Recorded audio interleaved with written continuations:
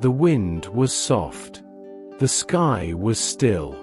Somewhere above the world, where no trees grow and no humans wander, a little fox opened his eyes. He was lying in a bed of moss, cool, golden, and gently swaying. But it wasn't on the ground. It was on an island. A floating island. Suspended in the sky. The clouds below looked like waves, and the sky above was painted with soft lilac and orange, like a never-ending sunset. The fox blinked and slowly stood up, his fluffy tail trailing behind him. He was small, with fur like melted caramel and white tips on his ears. He had no memory of how he got there. No scent trail. No footprints. No sound, except the soft hum of the island floating in the air. He sniffed. The air smelled like flowers. And something else. Something calling. Near the edge of the island was a single tree with silver leaves. Beneath it stood a sign. But the writing shimmered and moved like mist. The fox padded over and sat beneath the tree. And as the wind brushed against his fur, he heard it, a faint voice, not spoken aloud but felt through the chest. You are not lost. You are chosen. Follow the floating light. At that moment, a small orb of soft light rose from the moss beside him. It shimmered, paused, and began to float gently away, toward a bridge made of woven petals, suspended between clouds. The fox tilted his head and followed. The bridge swayed gently under the fox's paws, each petal beneath him warm and soft. The glowing orb floated just ahead, dancing slightly whenever he slowed down, as if teasing him forward. Beyond the bridge, the clouds parted. And there, suspended in the sky like a dream, was a vast circular island filled with giant flowers. But these flowers weren't ordinary. They turned slowly, as if they were listening to a song only they could hear. Some rotated like sunflowers chasing a sun that wasn't there.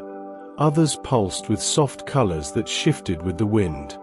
The orb dipped low and hovered over one particular flower, the largest of them all. Its petals were wide enough to lie on, and in its center glowed a symbol, a spiral, just like the fox's tail. The fox climbed onto the petal carefully. As he touched the center, the entire garden shifted. The flowers turned toward him. And from their movements, he could hear it. A whisper. You carry a memory not your own. The fox's ears twitched. The orb flickered. Suddenly, one of the flowers beside him opened with a burst of golden pollen, and inside it was a tiny music box, floating. It spun without being wound. A lullaby filled the air. The fox Saturday listened, and for a moment, he remembered something. A voice. A laugh. A soft hand petting his fur. But just as quickly, it was gone. The music box dimmed. The orb rose again, and began to float toward the far edge of the garden, where a spiral staircase made of roots curled upward into the sky. The fox stood, and followed once more.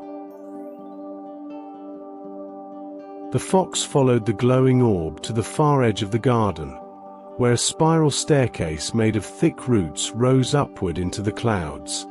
It didn't look sturdy, and it swayed with the wind, but the orb floated upward confidently, so the fox didn't hesitate. Step by step, he climbed.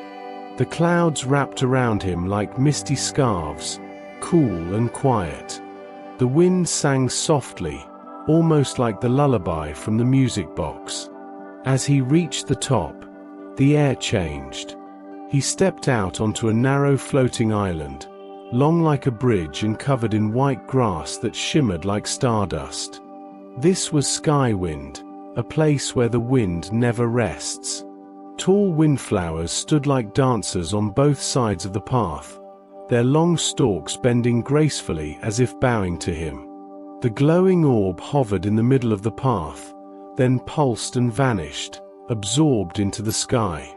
The fox tilted his head. Suddenly, a burst of wind whooshed past him, and 100 tiny feathers flew through the air, circling him. Then, one by one, they began to arrange themselves mid-air, forming lines and symbols, until they shaped a glowing doorway made of pure wind. The fox stepped closer. Inside the doorway was a memory, not his, but someone's. A child, crying beside a pond. A fox, older and worn, resting beneath a tree.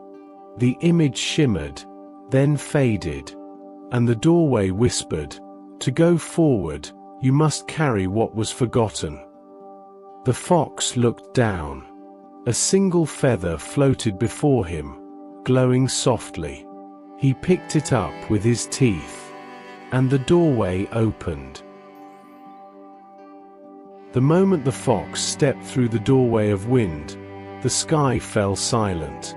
No breeze, no movement, only a weightless stillness. He now stood at the edge of a wide, glassy pond, floating in the sky like a perfect mirror. The water didn't ripple. It reflected everything: the stars above, the feather in his mouth, and even his thoughts, somehow. The fox stepped closer. With each step, the pond began to hum, a soft vibration under his paws. Then, as he sat at the water's edge, the reflection began to shift. Not like a normal reflection. The pond showed another world. A field of tall grass. A girl's hand reaching out. A fox, older, grayer, curling at her feet under a tree. The fox blinked. The image vanished. A ring of lilies bloomed on the surface of the pond, glowing softly. At their center floated a single stone with a symbol carved into it, a spiral, just like the one on the flower before. The fox touched the stone gently with his paw. The pond lit up, and a voice, clearer now, spoke not into his ears, but into his heart. "You were her memory. Now she is yours." The fox looked up. The sky above shimmered with stars beginning to fall, slowly, softly, like glowing petals drifting downward. The orb of light returned, hovering beside him once again.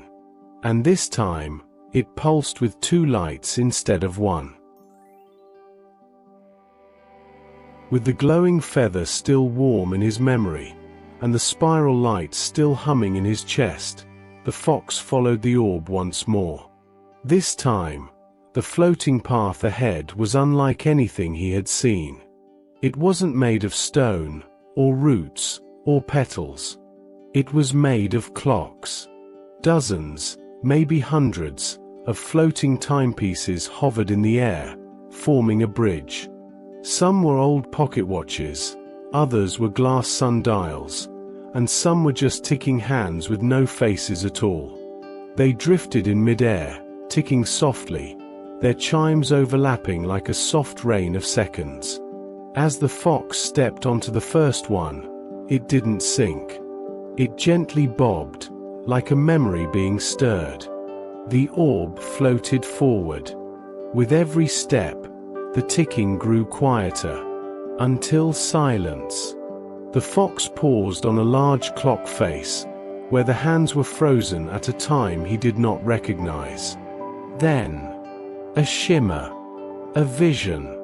He saw the little girl again. She was older now. Her hands were empty. Her eyes were searching for something in a field of white flowers. Then, she whispered, "I'll remember you forever, even if the world forgets." The clock beneath the fox pulsed with golden light, and for a moment he felt it. her memory reaching across time to find him. Tears welled in his eyes. Not sadness. Something deeper. The orb pulsed again, twice, then thrice, and the clocks ahead realigned themselves, forming a spiral that led into a tunnel of stars. The fox took a breath and continued forward. Beyond the spiral of clocks, the fox stepped into a new sky island, this one quiet and overgrown. The ground beneath him was made of soft moss, and the air shimmered with golden dust. Flowers bloomed in strange patterns, some in spirals, some in heart shapes, others like tiny glowing stars. This was the garden that remembers.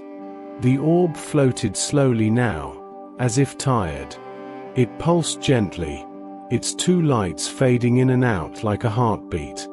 The fox walked slowly, taking in the silence. Then he saw them. Statues. Not cold and stone, but made of memory. Shimmering forms frozen in golden light. A boy chasing a kite.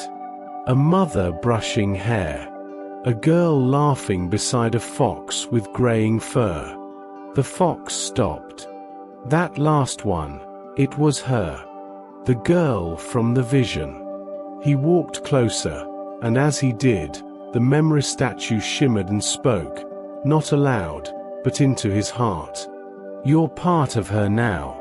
A story she never let go of. The fox sat in the soft moss, his tail wrapping around him. The garden glowed brighter, and the orb gently lowered itself into a small hollow in the earth, like a seed finding its place. From that hollow, a flower grew instantly, spiral-shaped, radiant, and pulsing with the same two lights. The fox lowered his head, and the wind whispered, "She remembered. So you remained." The spiral flower still glowed behind him, but the fox felt something shift. The wind changed. It wasn't the breeze of memory anymore. It was the wind of arrival. He turned. A path of stardust had formed, gentle and shimmering, leading upward into a tunnel of light that curved like a galaxy. The air sparkled softly. The orb was gone now, but the light remained, guiding him. He followed. With each step, the world grew brighter. The spiral path carried him through skies that shimmered with soft colors, lavender, sky blue, coral pink, until finally, he reached the edge of it all. There, before him, was a gate made of clouds and feathers, standing at the edge of the sky. Beyond it, a wide field of morning mist and golden grass, as if the sky itself had bloomed into land. And standing just beyond the gate was the girl. Older, taller, wiser. But her eyes, those eyes were the same. She didn't speak. She didn't need to. She simply knelt down, arms open, eyes shimmering. The fox didn't hesitate. He ran. Through the gate. Across the field. Into her arms. And when she held him, the sky pulsed, like a heart remembering its beat. They were together again. And in that moment, no one was lost. No time had passed. No goodbye had ever been said. Only now. Only here. Only always. The field faded. Not with sadness, but with softness. The light dimmed gently, as if tucking the moment into memory. The fox rested beside the girl now, his head on her knee, her hand stroking his fur. They didn't speak. They didn't move. They simply stayed. Then, like a feather falling in reverse, he began to rise. Not outward, but inward. His body glowed, gently pulling apart into motes of light, spirals of gold, trails of memory, and the girl smiled through her tears. She whispered, "Thank you for waiting." The light swirled into her chest, gently, lovingly, and settled there, quiet and warm. The field became stars. The sky returned. and the floating island was once again empty, except for a single spiral flower blooming at its center, glowing softly in the moss. Above it, the wind carried echoes of laughter, quiet footsteps, and a lullaby never forgotten. And far below, in a quiet bedroom, the girl, now grown, slept peacefully beneath a soft blanket. In her dream, she ran. Through clouds, through time, through golden fields. And always, by her side, a little fox with a white-tipped tail.